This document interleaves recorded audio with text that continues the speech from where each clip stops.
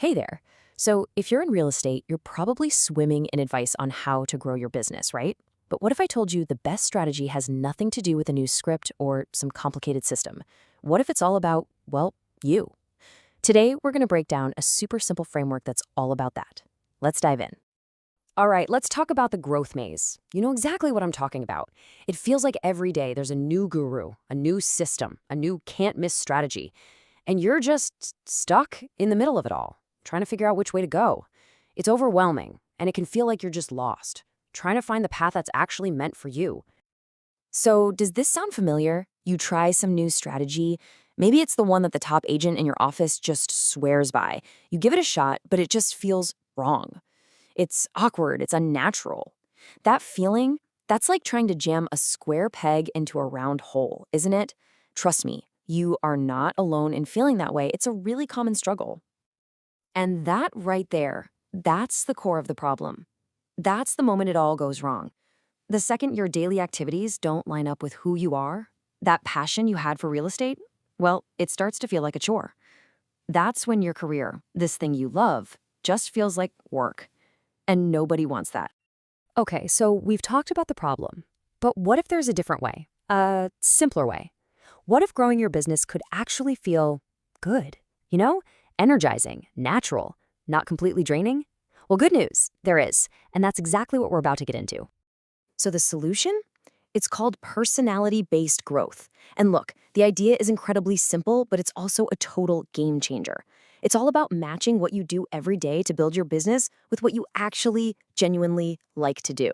I mean, think about it. When you do that, you can work nonstop because it doesn't even feel like work anymore.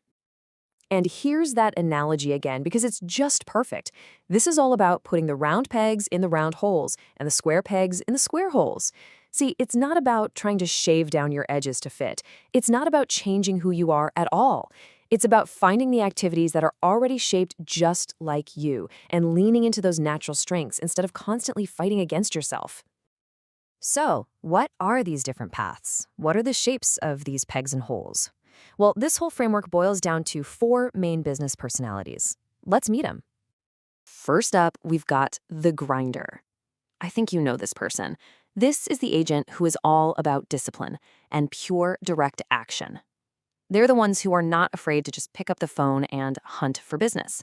We're talking calling their sphere, calling FSBOs, expireds. They just get after it. Okay, next up is the farmer.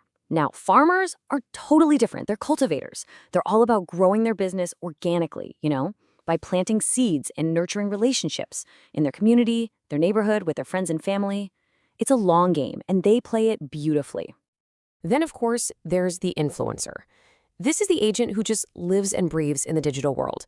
They're using social media, they're creating content, they're building a personal brand, all so they can stay top of mind with a huge audience, basically 24/7. And last but not least, the spender. Now, this is the strategist, the systems builder. This agent leverages money to make money. They're using paid ads, think Facebook, Google, Zillow, and really smart digital marketing to create a predictable, consistent stream of leads. It's a machine. All right, check out this table. It lays it all out so perfectly. So look at the grinder, right? Their key activity is just dialing, cold calling. The method is pure hustle and discipline. But then you jump over to the farmer, and they're joining the PTA or sending out neighborhood postcards. Their method is all about relationship building. And then you see the influencer, who's all about creating content, and the spender, who's deep in the world of digital ads. It's amazing how different these paths to success can be. Okay, so now the fun part. It's time to turn the mirror on yourself. I bet after hearing about these four types, a little light bulb went off. You're probably already thinking, yep, that one's me. So just take a second here. Which one of those descriptions just instinctively felt right? Which one sounded, well, fun? Or at least less like work and more like something you could see yourself actually enjoying? Go with your gut. That's your primary personality type. So let's just recap real quick to lock it in. Are you the grinder, who hunts for leads? The farmer, who cultivates relationships? The influencer, who creates a following? Or the spender, who builds a lead gen machine? Again, trust that first instinct. It's almost always the right one. Okay, so you've got your type. Awesome. That's step one. But listen, this is where it gets really interesting. The The real secret to becoming a top producer, it isn't just about being a world-class grinder or the best farmer out there. It's about something more.